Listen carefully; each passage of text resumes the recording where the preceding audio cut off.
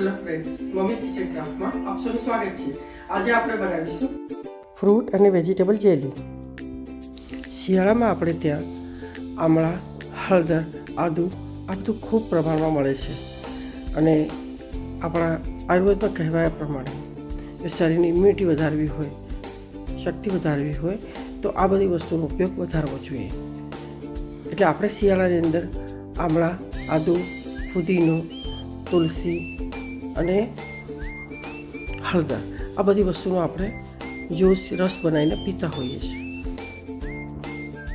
પણ આપણે આજે બનાવીશું ફ્રૂટ અને વેજીટેબલ્સની જેલી, જેની અંદર આપણે 1 કિલો આમળા, 200-250 ગ્રામ હળદર અને 100 ગ્રામ આદુ આનો યુઝ કરીને જ્યુસ બનાવ્યું છે. સાથે સેમ પ્રમાણમાં 1 કિલોથી 2 કિલો તમે ઓરેન્જ પણ આ રીતે જ્યુસમાં યુઝ કરી શકો છો.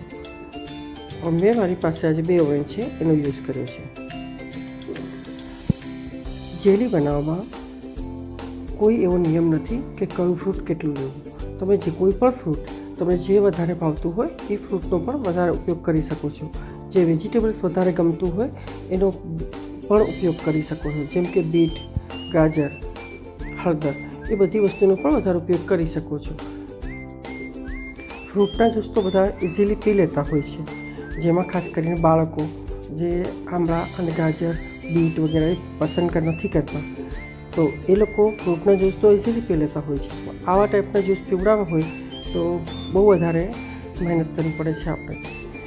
એટલે આપણો મેઇન હેતુ છે કે બાળકો પણ ખુશી ખુશી આ આમળા, હળદર, આદુ, ફુદીનો, તુલસી આ બધી વસ્તુનો ઉપયોગ ખુશી ખુશી કરે અને માંગીને ખાય. તો એ કઈ રીતે? તો આજે આપણે એટલે જ જેલી બનાવીશું.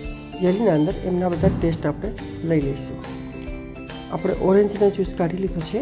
સાથે આપણે જે જ્યુસ બનાવેલો છે આપણી પાસે આમળા, હળદર અને આદુનો, એને પણ આપણે 1 ગ્લાસ નાખીશું. આ બંને જ્યુસ મિક્સ કર્યા પછી એ તમને વધારે થીક લાગે તો થોડું પાણી એડ કરી શકાય છે, અને જો બરાબર લાગે તો ના કરો તો ચાલી જાય. પછી એના જ્યુસના અંદાજ પ્રમાણે આપણી પાસે 1 લીટર કે અડધો લીટર કેટલું જ્યુસ છે એ પ્રમાણે આપણે અંદાજે ગોળ નાખીશું. અને આવા ગોળના બેનિફિટ્સ પણ એટલા જ વધારે છે, એટલા માટે આપણે એમાં ગોળ નાખીશું. ગોળની સાથે આની અંદર આપણે ચાટ મસાલો, સંચળ એવી કોઈ પણ વસ્તુ નાખી શકીએ છીએ. સાથે આપણે આના અંદર એની જેલી બનાવીએ છીએ એટલે 2 ચમચી જેલી પાવડર નાખીશું. જે જિલેટીન નથી, આ છે અગર અગર. જિલેટીન નોનવેજના ગણતરીમાં આવે છે, એટલે આપણે અગર અગરને જે વેજીટેરિયનની ગણતરીમાં આવે છે એને યુઝ કરીશું. અને બસ આ રીતે મિક્સ કર્યા પછી આપણે ગેસ ચાલુ કરીશું અને બધું મિશ્રણને થોડું ઉકાળી લઈશું. આ જેલી આપણે કોઈ પણ ફ્રૂટથી બનાવી શકીએ. એ જ રીતે ઉનાળામાં જ્યારે આપણે ખૂબ ગરમી ફીલ થતી હોય ત્યારે પણ આપણે જે ફ્રૂટ મળતો હોય સિઝનલ, જેમ કે કેરી મળતી હોય તો કાચી કેરીથી કે પાકી કેરીથી કોઈ પણ ફ્રૂટનો જ્યુસ કરી એની અંદર આપણે અગર અગરનો યુઝ કરીને આ રીતે જેલી બનાવી શકીએ છીએ, કે જે શરીરને ઠંડક માટે આપણે ગમે ત્યારે ખાઈ શકીએ છીએ. આપણે આ જ્યુસને આવી રીતે બોલમાં ભરી અને ઠંડુ કરીને ફ્રીજમાં મૂકી દીધું. 4 થી 5 કલાક ઠંડુ થયા પછી એને આ રીતે આપણે પ્લેટમાં ઉલટાવીને કાઢી લઈશું. જેલી આપણે કોઈ પણ શેપમાં બનાવી શકાય છે. આપણી પાસે કઈ ટાઈપનું બોલ છે કે ડબ્બો છે એ પ્રમાણે આપણે બનાવી શકીએ છીએ. જેલીને આપણે કોઈ પણ શેપમાં કાપી પણ શકીએ છીએ. નાના નાના સ્ક્વેરમાં પીસ કરી અને કાપીને આપણે એને જે ફ્રૂટ કસ્ટર્ડ બનાવતા છે એમાં પણ નાખી શકાય છે.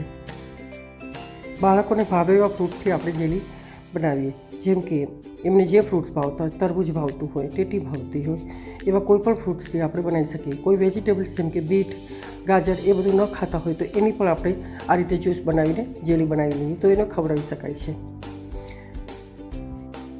અને ખાસ વાત, અગર અગર પ્લાન્ટ બેઝ છે એટલે કોઈ નુકસાન કરતું નથી.